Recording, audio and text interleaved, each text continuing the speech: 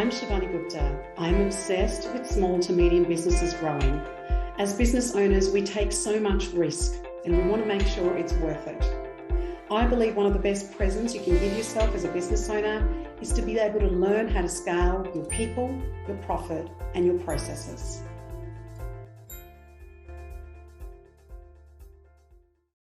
Hello, everybody, and welcome to Grow Your Business Podcast. My name is Shivani Gupta, and I am your host. I'm really excited to speak about onboarding when it comes to employees. Onboarding is something that has been spoken about for a very long time, but so many organizations do not do it right, particularly as they're growing and scaling and as they get busier and busier. So I want you to just take you to the analogy of when we are onboarding, because often this word comes from when we are onboarding on a plane. And most of us have done some travel, many of us have done a lot of travel. And so when we go onboarding, there is a process and there is a system. And when you've traveled for a while, whether it's domestically or internationally, we know what that system is. We know that when we get to the airport, we need to be there a certain amount of time. Otherwise, the gates will close and we can't check ourselves in, or we can check ourselves online. We know that these days when we check ourselves online, we can then go to baggage drop and drop our baggage. We know that there needs to be enough time for us to be able to board a plane. And if you miss that cutoff, the people will not let you, the airline carrier will not let you on. And when you get in there, we go through safety checks, we go through the oxygen mask, we go through seat belts, we go through when you'll be served food. So when you look at that very simple thing, which we almost ignore if we've traveled a lot because you've heard it hundreds or even thousands of times, we tend to sort of ignore some of that. But when it comes to onboarding, it's a great analogy to be able to apply into your business, and also ensuring that onboarding is such an important part. After you've hired somebody who you believe is the right person to do the right job in your business, as a leader and business owner, one of the things you really need to do is to get the onboarding piece right. Now, you won't be involved in all of that as a leader and a business owner, but you need to make sure that other people in your business are running that. As I said, most organizations I come across have an onboarding process, but it is very much left to the individual who is performing the onboarding rather than somebody that, again, there is that consistency irrespective of who's flying the plane, who's checking you in at the airline. The process is consistent. In businesses, sometimes that gets missed. So let's talk about some of the ways that we can get onboarding right in your business. And I want to share with you some tips. Now, some of these tips you might be already doing really well. Others you'll go, actually, we've got some work on it.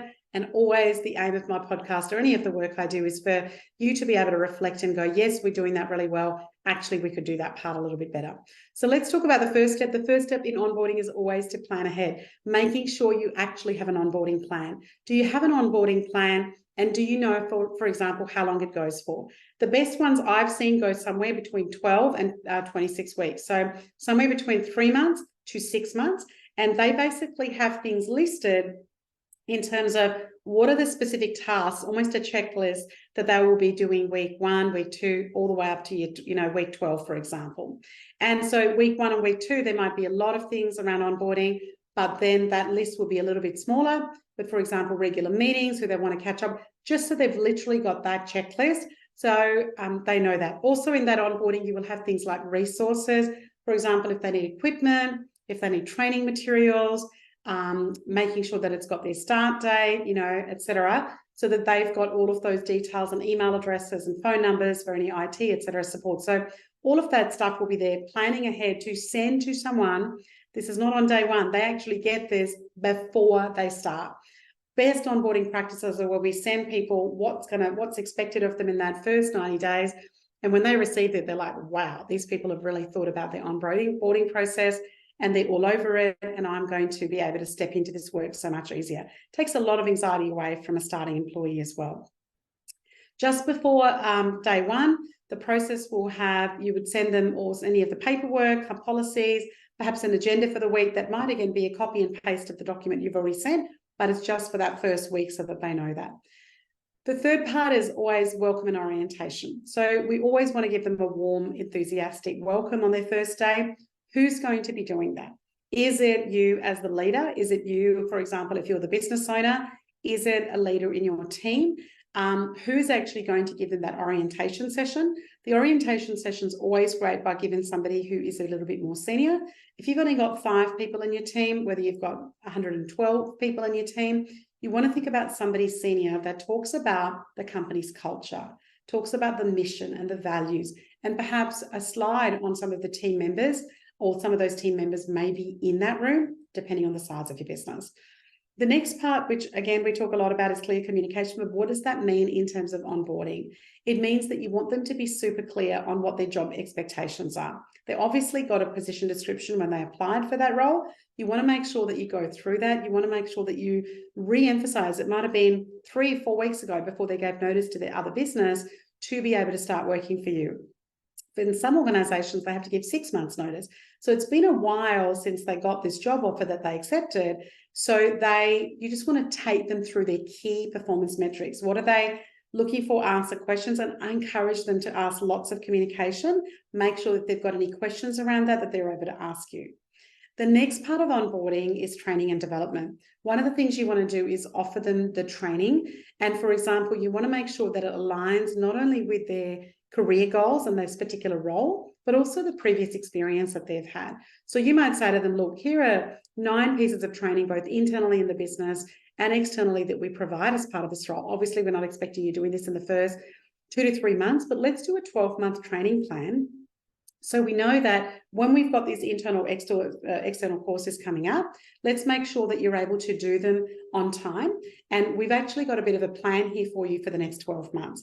And if you're a new employee and your new starter says, actually, I've already done some of this training before, great. Well, let's look at when you did that. If it's still relevant, if it's something that's critical, maybe they want to repeat that. If it's not, we might say, let's give that training a particular miss. The other part that works super well, and schools do it, universities do it, the best organizations that I've seen do it, is where they have a buddy system. And so in that buddy system, you're assigned a buddy, particularly for that first week, just to have lunch with you, show you around the office, answer any questions. You might even have more than one person as your buddy. And you also want them to be able to catch up from a mentoring perspective, where they can just kind of let you know, mentoring is not always somebody that's older. It's somebody that knows the business, that knows what's where, that knows, okay, if you get stuck there, come and find me or text me, and I'll be able to come and help you, integrate you into that new business. So you want to make sure that that's there. The one common question I get is, how long should I have a buddy for? Minimum of 2 weeks, sometimes up to 4 weeks. And often that becomes somebody that's great that you can rely on. In fact, there's a lot of research coming out now that talks about when you have a buddy at work, when you feel like you have a great friend at work, the retention is much higher. And this is recent research that was done in 2023.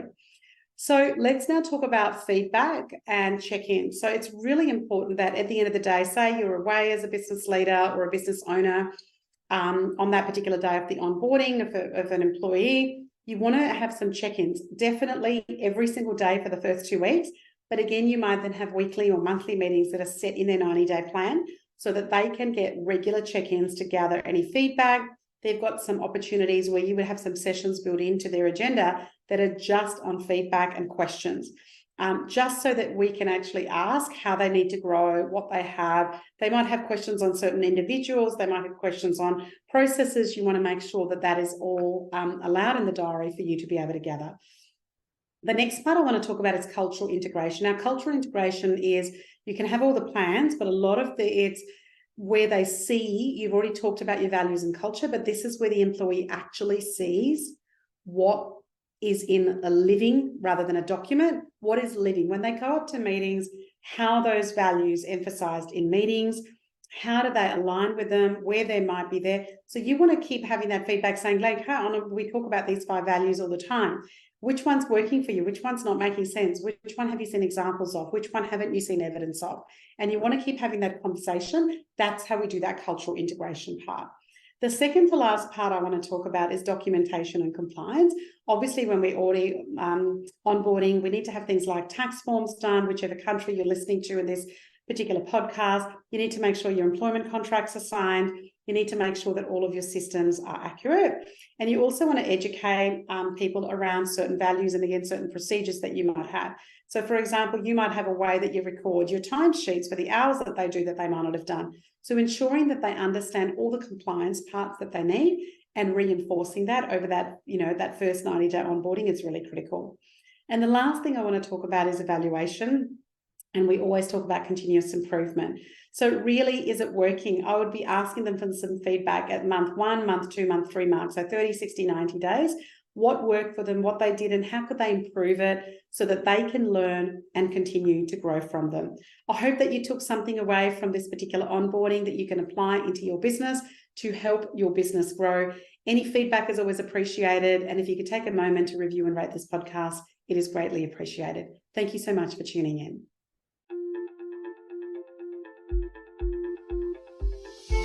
I'm Shivani Gupta, and you've been listening to the Grow Your Business podcast.